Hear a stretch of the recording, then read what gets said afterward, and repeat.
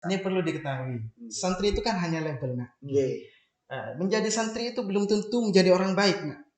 Di dunia pesantren pun itu bermacam-macam orang. Jadi tidak semuanya alim, tidak semuanya pintar.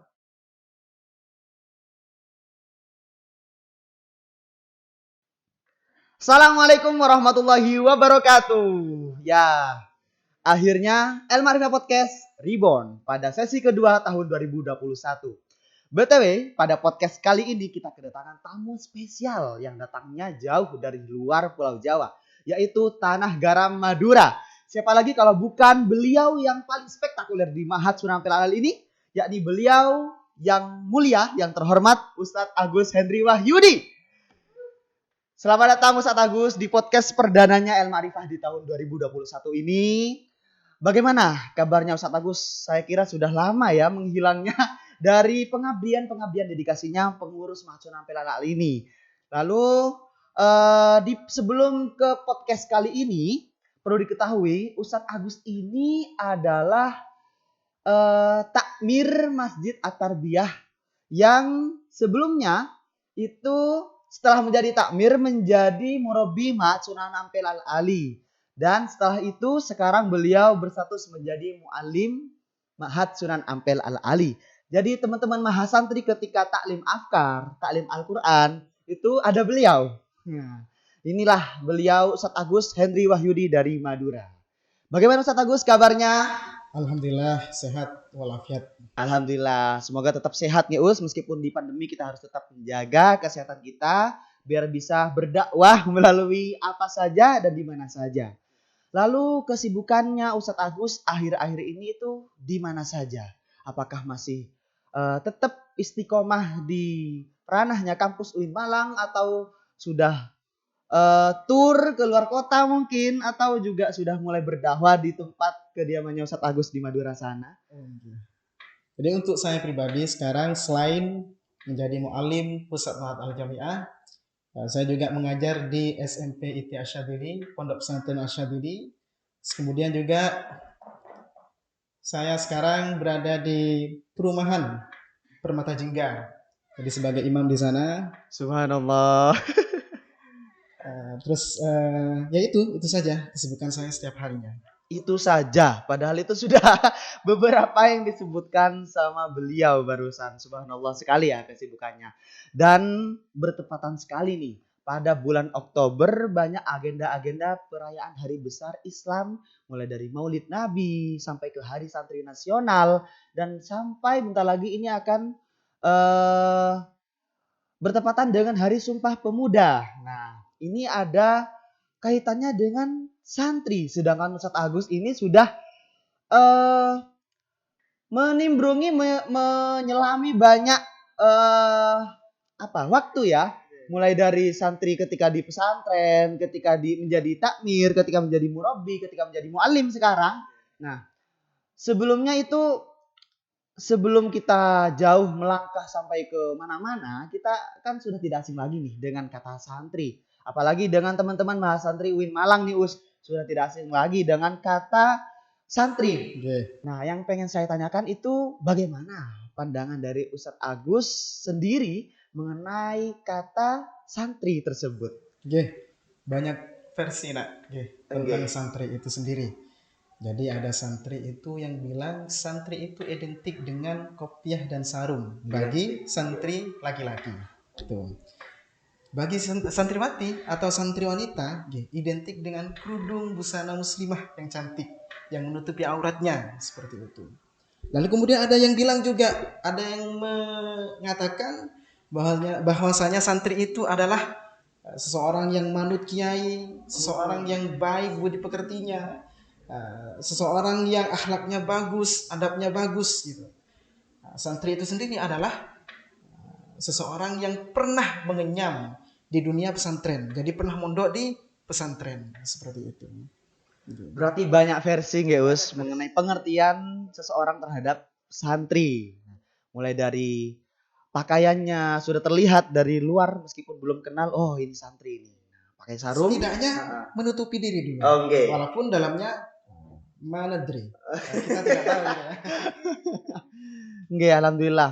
Berarti santri itu sudah secara tidak langsung sudah ada identitasnya tersendiri dari sesuatu yang dipakai. Dari pakaian sudah ada identitasnya sendiri. Dia ada identitasnya tersendiri.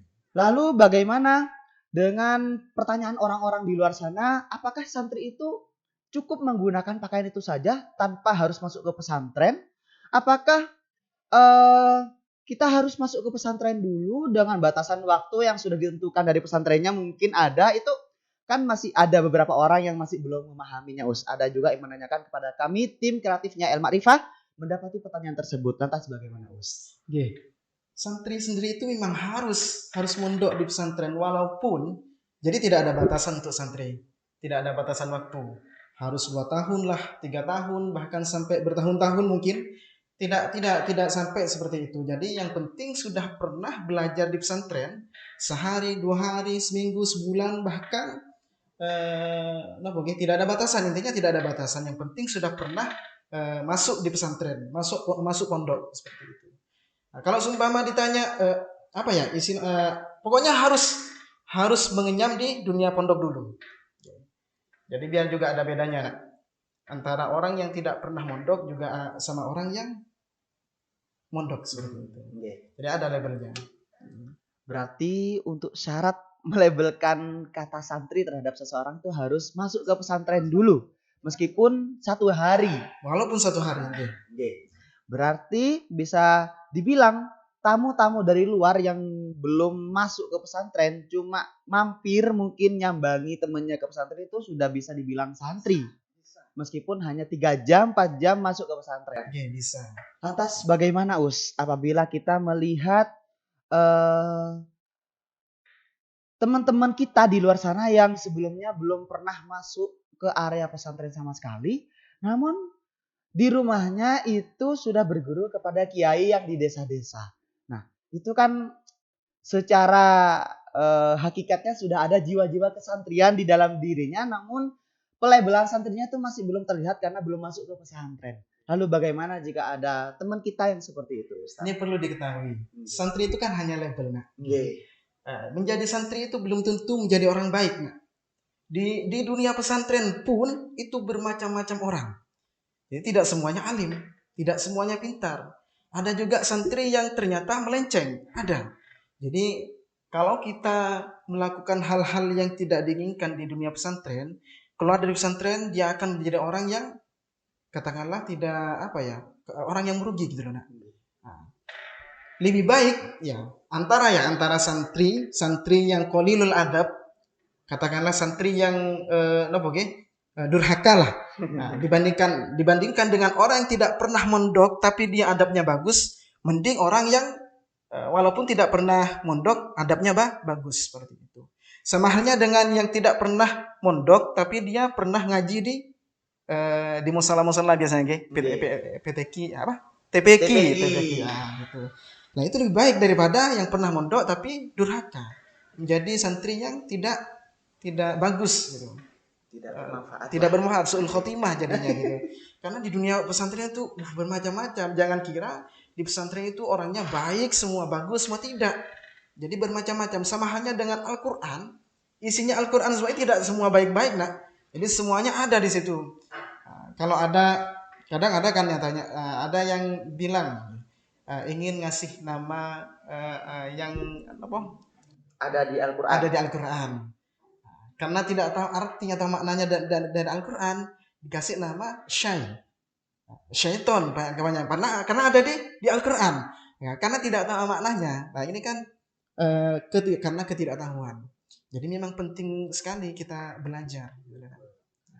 Berarti santri itu hanya pelabelan, ya. Sebutan santri terhadap seseorang itu hanya label, bukan jaminan manusia yang baik. Iya, benar sekali. Cuman kalau sudah manusia yang baik itu bisa kita labelkan menjadi seorang santri. Bisa. Lantas bagaimana, Us, untuk menanggapi UIN Maulana Malik Ibrahim Malang yang melabelkan mahasiswa barunya dengan sebutan mahasantri, dan di mahasiswa baru tersebut kita masih belum tahu, dan saya yakin sepenuhnya itu tidak semuanya mahasiswa baru itu sudah pernah mencicipi lingkungan pesantren. Lantas bagaimana dengan penjelasan yang sebelumnya itu santri itu masuk ke pesantren, lalu masuk ke UIN Malang langsung belum santri nih, langsung menjadi mahanya santri nih, langsung dilabelkan menjadi maha, dan artinya itu lebih baik dari yang santri tok gitu kan, santri saja. Lantas bagaimana jika belum ada background lalu mendapati label seperti itu, kita bagaimana nanggapi? Ya, secara otomatis walaupun tidak pernah mengenyam di dunia pesantren sebelumnya, masuk UIN dia secara otomatis sudah menjadi maha santri. Jadi biar ada bedanya antara perkuliahan kampus UIN dengan kampus yang lainnya. Makanya sangat beruntung sekali bagi mereka yang kuliah di UIN. Nah, sudah mahasiswa juga maha santri. Belum lagi yang menjadi musyrik. Musyrik, masya Allah. Ya. Banyak kok dari teman-teman musyrik ataupun musyrifah yang belum pernah mondok sebelumnya, tapi mereka bagus. Mulai dari etikanya gitu. Karena ada beberapa saya temui ya tidak banyak lah. 1-2 orang yang pernah mondok sebelumnya masuk di UIN ternyata dari segi adab atau etikanya kurang. Saya tidak tahu mengapa, karena mungkin menganggap dirinya itu sudah lebih baik atau lebih pintar. Itu kan tidak bagus sebenarnya. Jadi orang-orang yang seperti itu tidak mengamalkan sebagian daripada ilmunya. Sebagian daripada ilmunya yang dimaksud adalah ilmu adab atau etika. Seperti itu. Ya, alhamdulillah. Dan bisa dibilang santri Sunan Ampel Al-Ali itu tidak semuanya mempunyai etika yang sangat-sangat baik sebagaimana labelnya. Oke. Lalu bagaimana jika ada mahasantri yang sudah tidak mempunyai, ya naudzubillah, mohon maaf, tidak punya etika yang baik untuk menjadi seorang mahasantri?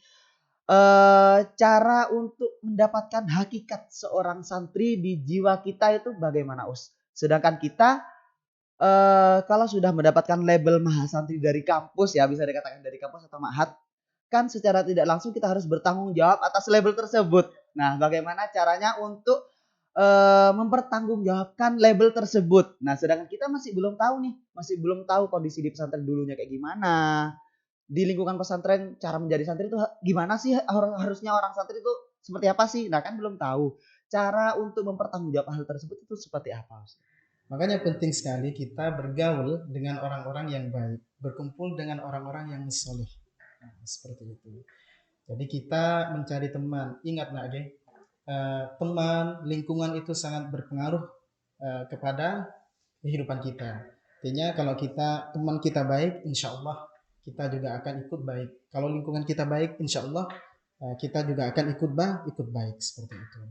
Lalu kemudian bagaimana mempertanggungjawabkan. Ya. Kita harus mencari rajin-rajin bertanya. Ya, kita harus membiasakan diri. Kita harus memantaskan diri.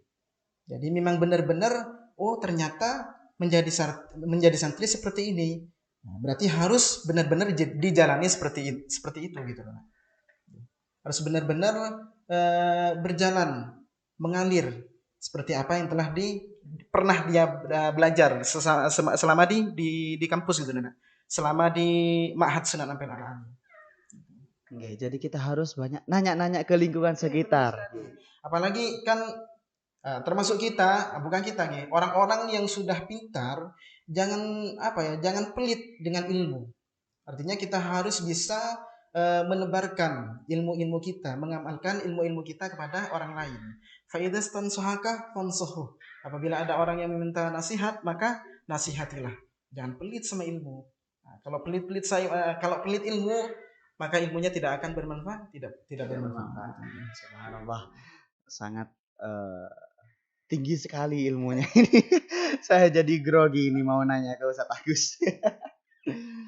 Jadi kita ketika semisal menjadi mahasantri yang sebelumnya tidak berkecimpung di lingkungan pesantren, tidak usah minder terhadap temannya, tidak usah pesimis, tidak usah menyalahkan diri sendiri karena tidak pernah ke pesantren sebelumnya. Kita masih ada waktu, masih ada kesempatan untuk bukan hanya label, cuman menjadikan jati diri ini menjadi sosok santri yang sebenarnya. Bil hakikoh. Meskipun di kehidupan mahasiswa yang sudah pandangan orang tuh mahasiswa udah masuk ke masyarakat nggih Us, kategorinya yang sudah pergaulannya kurang terkontrol, terkendali kecuali mereka-mereka yang berada di pondok pesantren yang aktivitas sehari-harinya itu sudah ada jadwalnya, sudah ada eh, settingannya lah ya, dari udah tersetting hidupnya itu udah ada arahnya kemana kalau yang di pondok pesantren atau di asrama lain.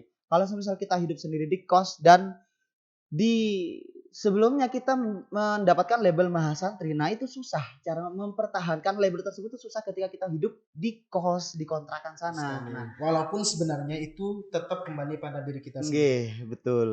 Tidak menjamin. Bisa saja orang yang berada di pesantren masih belum bisa. Bisa saja gitu. Dan orang yang tidak pernah di dunia pesantren tapi dia ada kemauan kuat, fa idza azamta fatawakkal 'ala Allah, innallaha yuhibbul mutawakkilin katanya. Jadi kalau kita sudah berazam, bertekad bulat, maka bertawakallah kepada Allah. Jadi kalau sudah benar-benar ingin, kemauannya tinggi, dia berusaha, insya Allah menjadah wajadah. Wajadah. Jadi tergantung ke kita sendiri bagaimana cara mempertahankan iman, detach iman dan takwa itu berat sekali tantangannya, terutama juga untuk kita sendiri nih, untuk introspeksi teman-teman dan kita sendiri, tidak hanya mereka-mereka yang masih belum mencicipi pesantren. Meskipun kita yang sudah bertahun-tahun di pesantren pun kadang tergoda imannya. Ada juga santri yang bisa dibilang su'ul khotimah. Dari pesantrennya sudah rajin banget, sudah pinter kitabnya, masuk ke lingkungan luar tidak bisa mengontrol dirinya dan pergaulannya tidak bisa terkendali, akhirnya masuk ke circle yang kurang baik. Jadinya imannya hilang perlahan. Ya, makanya the power of doa. Jadi memang harus benar-benar berdoa kepada Allah yang maha membolak-balikkan hati seseorang. Jadi kita harus benar-benar berdoa sampai hari akhir lah ya. Jangan sampai terputus-putus dengan doa Fatihah, tawassul kepada masyayikh, kepada baginda Rasulullah SAW. Itu sangat mujarab sekali. Yang harus menjaga. Maka dari itu bagaimana tips untuk kita supaya bisa mempertahankan keimanan kita ketika kita sudah hidup di kondisi yang masih kurang mendukung istilahnya.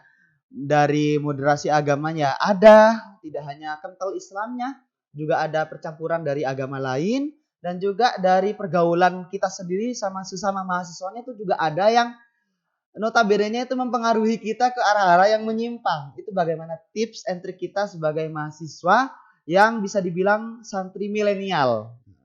Bagaimana cara mempertahankan supaya keimanan kita ini tetap stay di jalan-jalan yang benar.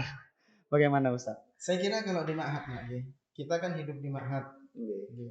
Di akhirin bersama dengan teman-teman musyrifah bersama dengan teman-teman musyrifahnya, insya Allah masih bisa terjaga dan dilindungi. Beda halnya dengan orang-orang mereka yang berada di luar ma'had. Nah, ini yang sangat dikhawatirkan seperti itu. Asalkan circle kita, pergaulan kita, teman-teman kita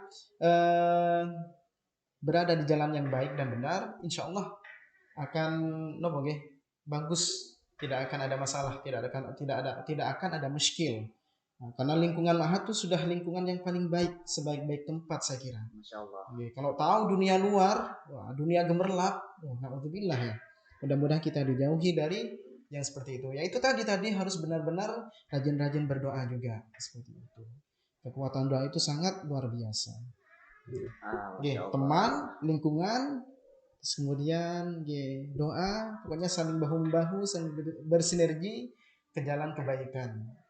Introspeksi diri, semuanya juga kembali pada diri masing-masing, Jadi harus muhasabah ala nafsina, introspeksi diri ke jalan kebaikan. Seperti itu. Subhanallah. Saya jadi grogi. Kena siraman rohani ini.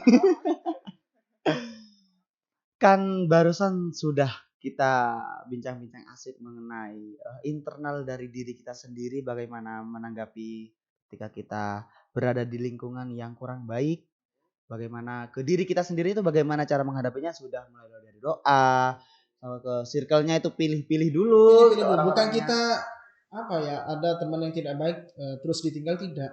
Kalau bisa kita ajak mereka, kita ajak sekali 2 kali, tidak mau ya terserah mereka gitu. Ya, nanti masing-masing nafsi-nafsi, karena sudah diajak tidak mau ya bukan tanggungan kita lagi gitu. Yang penting kita sudah berusaha mencoba mengajak kepada kebaikan. Berarti semua hal-hal yang tidak baik tidak semuanya dihindari, Gus. Kita lihat dulu. Kita lihat dulu, ada kata-kata peribahasa itu, Nona. Bagaimana, Gus? Manis jangan lekas ditelan, pahit pun jangan lekas dimuntahkan. Oh. Benar-benar itu. Jadi semua yang manis jangan lekas ditelan, Gus. Jangan-jangan dia itu terlalu banyak manis juga tidak baik, nggak? Dia bisa diabetes mellitus katanya. Diabetes jadinya. Pahit jangan lekas dimuntahkan, jangan-jangan dia obat. Nah, bisa jadi. Ada juga racun yang awalnya manis dulu, terus pas kita makan ternyata bermanfaat, berhasil tinggi gitu kan. Jadi menjadi santri banyak ya ternyata yang perlu kita pertimbangkan untuk mempertahankan jati diri kita.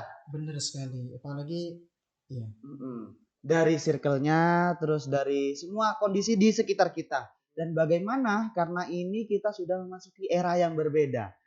Mulai dari tradisional sampai ke modernisasi Islam. Sampai sekarang datang lagi era-era yang serba online, yang datangnya wabah corona ini memutarbalikkan otak kita untuk menyiasati bagaimana kita harus tetap menjaga eksistensi santri meskipun ada corona datang di mana-mana, meskipun ada corona kita harus terjaga eksistensi santrinya. Nah, ini kan terotak-atik jadinya ya, kita harus gimana cara menyiasatinya ini. Lalu sekarang ini mau peralihan lagi Ustadz. Jadi masih simpang siur ini, isunya masih simpang siur dari offline-nya kehidupan mahasiswa, masih simpang siur. Lantas meskipun simpang siur, tapi kita mau tidak mau harus mengikuti perubahan zaman. Harus melek teknologi istilahnya. Sekali. Meskipun santri yang dari pesantren itu tidak megang HP, tidak megang laptop, tidak intinya tidak megang-megang yang berbau teknologi, meskipun seperti itu kalau sudah keluar kita harus serba bisa. Harus serba bisa. Benar-benar sekali karena dituntut zaman. Kalau dalam peribahasa katanya menyebutkan zaman beralih, musim pun bertukar. Jadi setiap tahun pasti akan bertambah, akan semakin maju. Jadi kita harus pintar-pintar membaca situasi seperti itu. Harus berkembang juga, harus maju juga gitu. Jangan mau kalah. Jangan mau kalah sama zaman. Jangan sampai zaman yang mendidik kita. Jangan sampai zaman yang merangkul kita. Kita yang harus merangkul zaman, kita yang harus membawa dunia, gitu seperti itu. Jangan sampai digilis oleh perputaran roda zaman. Istilahnya luar biasa dari Ustaz Agus ini. Digilis gimana digilas sebenarnya. Bagaimana ini masih masih menjadi pertanyaan di benak saya ini, benak saya pribadi. Bagaimana cara untuk mempertahankan jati diri seorang santri yang lebih ke tradisional kehidupannya di kehidupan serba teknologi ini? Bagaimana cara mempertahankan eksistensinya santri yang tradisional di kehidupan yang serba teknologi ini? Bagaimana Ustaz cara mempertahankannya? Ya, kalau berbicara tentang tradisional, biasanya santri-santri tradisional itu kuat dengan adab etikanya yang luar biasa. Banyak yang melupakan. Ini ya yang sering saya tekankan kepada teman-teman, kepada musyrifah juga, adab etika tetap harus nomor 1. Al-adabu fawqa ilmu. Al-adabu fawqa ilmi. Jadi adab itu lebih utama daripada ilmu. Ya, tidak ada gunanya kita sepintar, sealim apapun kalau tidak berakhlak atau tidak punya adab atau tidak tahu etikanya. Semua ada etikanya, nak. Bagaimana kita beretika? Musyrif ke murabbi ke musyrif juga ada etikanya. Jadi yang muda ke yang lebih tua atau yang tua kepada yang lebih muda. Jadi kalau yang muda ke yang tua itu menghormati, takdim. Kalau yang tua ke yang lebih muda berarti mengayomi, mengajak kepada kebaikan, seperti itu. Tetap kita pertahankan adab itu, ketradisionalan kita, tanpa ketinggalan zaman. Artinya kita harus mengikuti perkembangan zaman. Ya karena sekarang kan dunia teknologi canggih ya. Nggih, Ustaz. Jadi memang harus jangan kalah start gitu. Kalau perlu ya kan YouTube gitu, Nggih, IG, media sosial. media sosial harus lebih majulah daripada dunia-dunia yang lainnya gitu. Harus lebih unggul kalau bisa. Kalau bisa ya seperti itulah. Soalnya ketika saya baru keluar dari pesantren dulu, Ustaz, kan masuk sebentar nggih di pesantren, terus keluar dari pesantren itu saya masih ketinggalan jauh. Soalnya di pesantren Kuno. nggih, bukan kuno nggih, Ustaz. Katrok. Di pesantren dulu diajarkan yang apa nggih? Yang serba tradisional, yang semuanya yang salaf banget. Jadi memang tidak ada HP, nggih, tidak betul. ada radio. Radio ada. Radio ada, cuman kita tidak megang radio. Cuma sebatas koran biasanya, Nak. Nggih, koran atau majalah atau nggih dan sebagainya itu. Jadi ketika melihat dan mendapati lingkungan kita yang serba bisa di teknologinya, jadi insecure awalnya. Jadi langsung pesimis, waduh gitu. Tapi untungnya karena berkat insecure itu ada motivasi sendiri untuk jangan sampai kalah nih gitu. Jangan sampai kalah nih gitu. Saya harus bisa kayak mereka gitu. Jangan mau tidak mau harus bisa gitu. Jadinya harus bisa menyeimbangkan. Berarti untuk mempertahankan eksistensi santri kita ketika di zaman yang serba teknologi ini, ya kembali lagi ke kitanya sendiri. Harus dipupuk niat dan motivasi yang tinggi. Nggih, Ustaz, seperti itu. Benar sekali. Harus punya motivasi tinggi. Harus bisa berproses. Jangan mau kalah. Jangan pesimis, harus optimis gitu. Karena kita bisa. Jangan bukan hanya kita pasti kita bisa, tapi memang kita harus bisa gitu, Nak. Harus ditanamkan dalam hati terdalam seperti itu. Jangan mau kalah. Ya, fastabiqul khairat, ya berlomba-lomba dalam kebaikan. Ya, bersaing dalam kebaikan seperti itu. Jadi harus bisa. Harus gitu. bisa. Jangan saya bisa gitu. Saya pasti bisa. Jangan hanya pasti bisa, tapi memang saya harus bisa gitu. Harus bisa. Harus diubah ini mindsetnya. Bukan saya bisa langsung berubah ke saya harus bisa. Ditambah lagi mau tidak mau titik. Saya harus bisa. Tidak boleh tidak. Wala syakka. Jangan ragu. Jangan ragu, la syakka innallaha ma'ana. Oh, bukan ya. Jadi teman-teman mahasantri UIN Maulana Malik Ibrahim Malang harusnya bersyukur dan berbanggalah karena kalian sudah dilabelkan sebagai mahasantri. Iya, tidak hanya santri tapi tidak hanya santri, langsung maha ini. Dan tidak hanya bangga, mahasantri UIN Malang ini harus juga bisa mengemban atas label itu. Iya, benar sekali. Harus mempertanggungjawabkan. Cuman ya perlahan, ada waktunya. Sedikit demi sedikit, insya Allah menjadi. Ini mulai ngawur, Ustaz. Ini bahannya sudah habis. Udah mulai ngawur. Sedikit demi sedikit sudah menjadi bukit gitu. Jadi seperti itu, nggih. Untuk mahasantri ataupun teman-teman di luar sana, entah itu mahasiswa baru universitas lain, tidak hanya di Kota Malang, tidak perlu ragu untuk menjadi santri, malah kita harus bagaimana? Segera mendapatkan label santri dulu. Segera mendapatkan jati dirinya dulu, memperbaiki jati diri. Tidak usah memikirkan dicap santri atau tidaknya dari orang, ya tidak usah memikirkan itu dulu, Geus. Yang penting etika kita sudah bagus, kan di etika iman kita, dan semuanya lah. Semuanya lah yang baik-baik saja. Bisa dipastikan tidak semua santri itu dipastikan menjadi manusia yang baik. Cuman manusia yang baik itu sudah bisa dipastikan menjadi seorang santri. Tapi alal aktar ya, rata-rata ya alal aktar kebanyakan santri itu pasti baik-baik semua. Amin ya rabbal alamin. Mas santri, mas rabbal alamin semuanya baik semuanya. Ya, cuma memang ada 1-2 lah bisa dihitung yang gagal mungkin ya. Produk gagal gitu. Itu adalah masuk bagian orang yang merugi.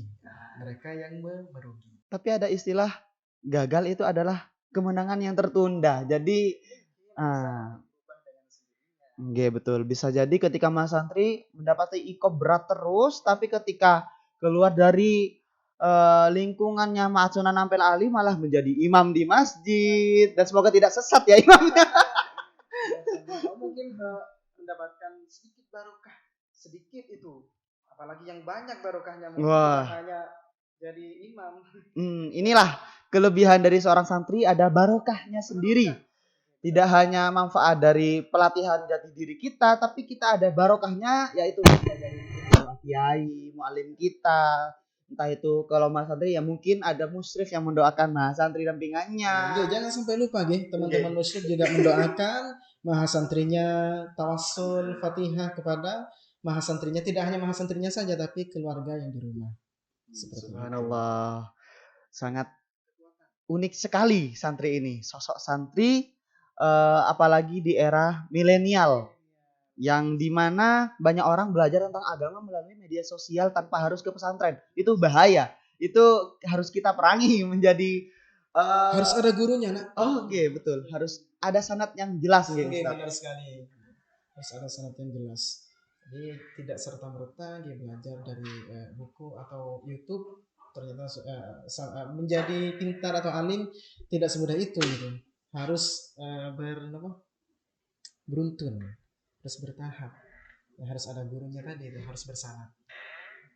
Subhanallah sekali nggih. Alhamdulillah sudah kupas tuntas pada perbincangan malam hari ini. Alhamdulillah sudah menemui titik terang dari pertanyaan-pertanyaan teman-teman di luar sana yang diluncurkan kepada tim kreatifnya El Ma'rifah. Jadi seperti itulah teman-teman, bagaimana sosok santri yang harus ke pesantren dulu, yang harus berbudi pekerti, yang harus baik dulu. Ya tidak harus seperti itu, tidak harus lama di pesantren, tidak harus mempunyai kiai ini, tidak harus ya Ustadz. Jadi menjadi santri itu fleksibel sebenarnya Ustadz. Bisa di mana saja, kapanpun, dan sama siapa saja itu santri. Bisa saja dimanapun. Kondisinya bagaimanapun tuh, ya tetap bisa menjadi seorang santri. Jadi tidak perlu bersusah-susah untuk melabelkan seorang santri ya. Untuk melabelkan sebutan santri terhadap kita sendiri. Namun yang harusnya kita dahulukan itu memperbaiki jati diri kita dulu.